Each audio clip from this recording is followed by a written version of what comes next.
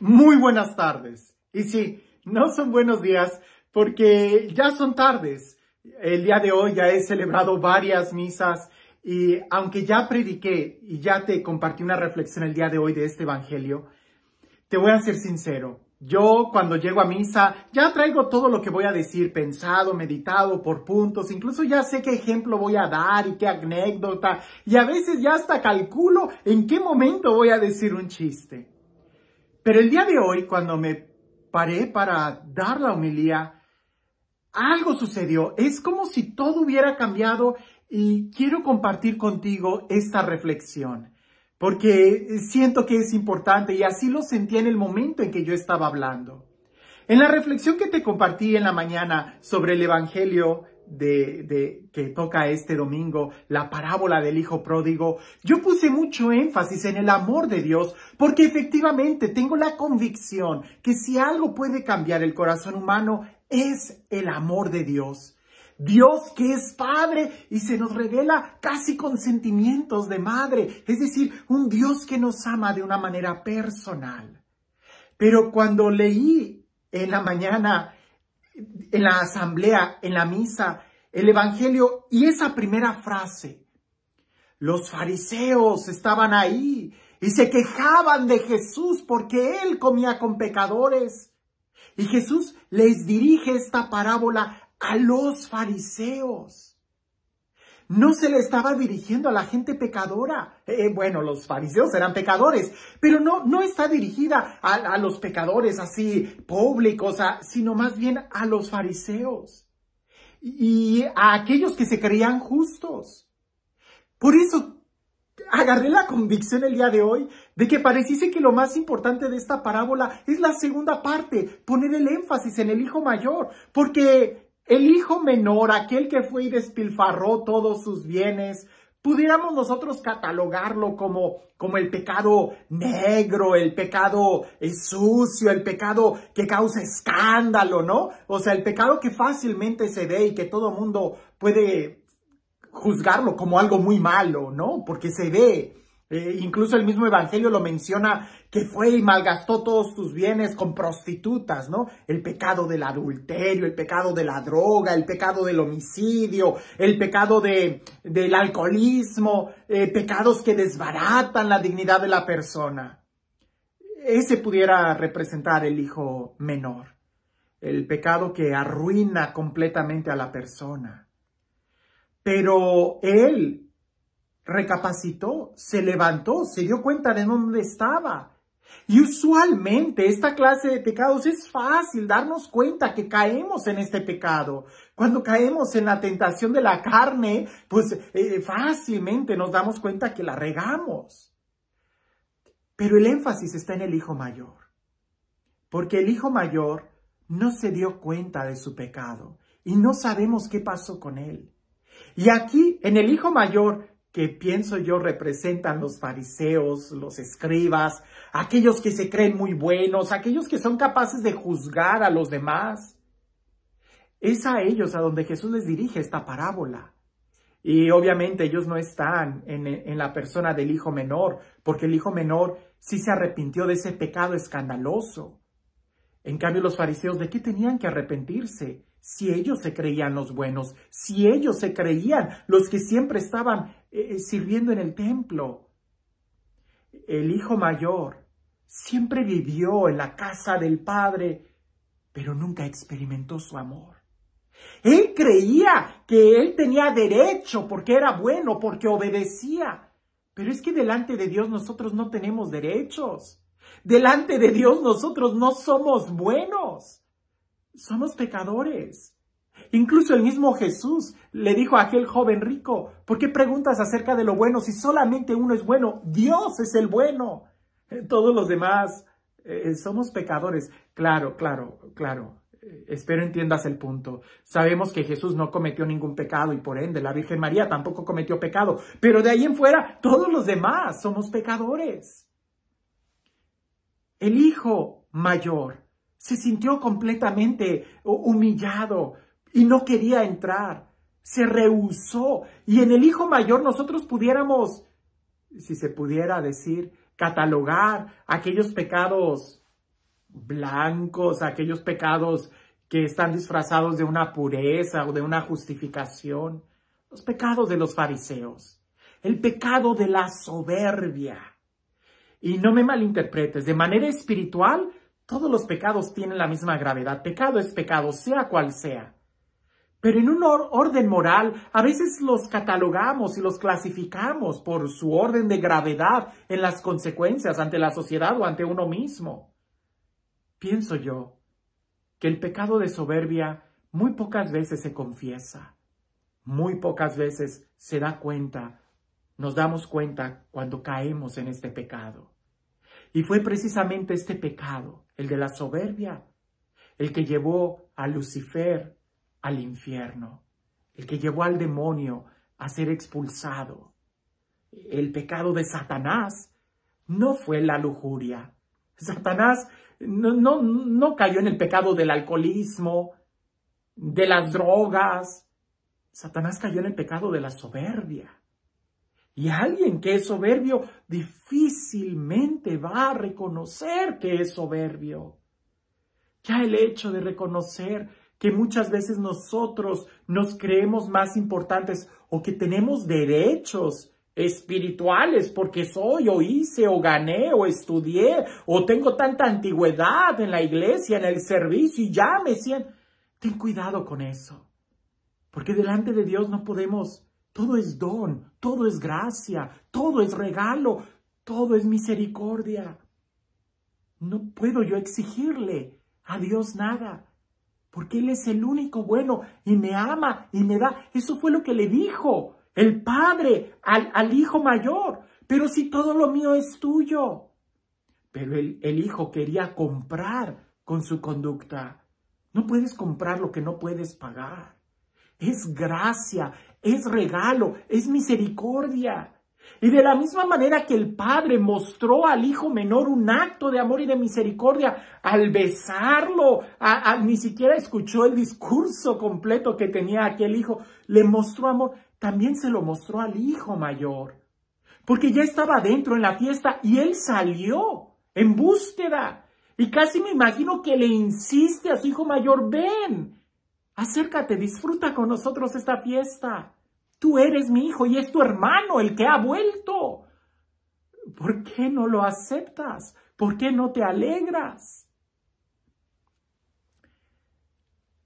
Insisto, se necesita reconocer el pecado de soberbia, de vanidad, de orgullo, el pecado de frivolidad, de creer que ya tengo derechos de mandar en la iglesia, en el grupo, en la parroquia, de juzgar y condenar a los demás porque tengo más antigüedad o qué sé yo, porque tengo tal puesto, tal nombramiento, tal medallita, tal o cual cosa. Es Dios el que nos ha amado y el que ha mandado a su Hijo por ti y por mí. A veces somos capaces de pensar que todos están mal y que uno es el que está bien. Detengámonos un momento. Reflexionemos realmente si yo puedo estar delante de Dios como una persona justa, buena, impecable. No, solamente uno es bueno y ese es Dios. Si yo no tengo pecados que considero escandalosos como drogas, lujuria, adulterio, si yo no me emborracho, si no he matado a nadie, si no robo. Bueno, entonces empecemos a preguntarnos, ¿critico? ¿Juzgo? ¿Discrimino? ¿Me siento más que los demás? ¿Siento que tengo derechos? O aún más profundamente, ¿amo, sirvo, ayudo a los demás?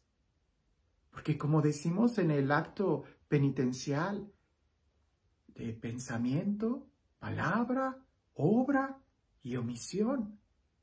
A veces solamente confesamos los pecados de pensamiento. Ay, es que tenía ganas de palabra. Ay, es que critiqué. De obra. Ay, es que hice esto o aquello. Y los de omisión. Los de omisión es dejar de hacer el bien. y a veces ni cuenta nos damos. Y pienso que la mayoría de nuestros pecados son precisamente de omisión. La Madre Teresa decía que ella no le tenía miedo a los malos, ella más bien le tenía miedo a los buenos que no hacen el bien, porque no son buenos y se creen buenos. Y con esa actitud tan pasiva, parece que hasta hacen más daño que bien. Cuando el padre abraza al hijo menor, le da 3 cosas que son muy importantes que nosotros recordemos. Porque el hijo menor no podía entrar al banquete si antes no recibe estas 3 cosas. Y nosotros en nuestro proceso de conversión tenemos que tener bien claro en el encuentro con Dios estas 3 elementos, pudiéramos decir. Primero, tenemos que ser cambiados nuestra túnica. Nuestra túnica tiene que ser removida. Sucios no podemos entrar al banquete que Dios prepara para nosotros. ¿Recuerdas la parábola del banquete de bodas donde entra uno que no tenía traje y fue echado fuera? Bien, ¿recuerdas todo lo que hemos compartido sobre lo que significa la túnica, el manto? ¿Verdad? Cuando el ciego de Jericó arroja el manto de colores de José el soñador, aquella mujer que toca con solo la orilla de su manto. Es decir, todo lo que significaba el manto significa la personalidad, la dignidad. ¿Quién es? Tenemos que cambiar. En el libro de Apocalipsis dice que nuestras vestiduras tienen que ser lavadas con la sangre del Cordero para poder entrar en su presencia blancos. Con pecado no podemos entrar al banquete. Sucios no podemos sentarnos a la mesa. Es Dios el que nos da la túnica. Es Dios el que nos blanquea con la sangre de su Hijo. Hay que revestirnos y si tenemos la oportunidad hay que ir y confesarnos para ser limpiados de todo pecado. El segundo elemento que recibe es el anillo. Y el anillo, sí, ¿qué significa el anillo? Inmediatamente pensamos en un anillo de bodas. Sí, significa en un compromiso. Y el banquete es un banquete de bodas donde Dios quiere comprometerse con nosotros, pero también quiere que nosotros nos comprometamos con Él. Es una alianza. Eso significa el anillo, una pertenencia. Solamente los hijos tenían anillo, los esclavos no. Solamente cuando tienes ese compromiso de vivir como hijo de Dios, es cuando puedes entrar al banquete, cuando tienes esa alianza con Dios, ese pacto de ser de Él y para Él. El tercer elemento que recibe son las sandalias nuevas. Las sandalias en muchos textos habla del estilo de vida, ¿verdad? Por eso Dios le dice a Moisés, quítate las sandalias porque el lugar que estás pisando es santo, ¿verdad? Por eso Jesús le manda a sus apóstoles que solamente lleven un par de sandalias. Por eso en la armadura espiritual habla de calzarse los pies con el celo por el evangelio, es decir, una actitud de vida. Las sandalias simbolizan un caminar de justicia. No podemos estar caminando en zigzag para llegar al reino de Dios. No, tenemos que tener una sola sandalias, un solo camino, un solo estilo de vida.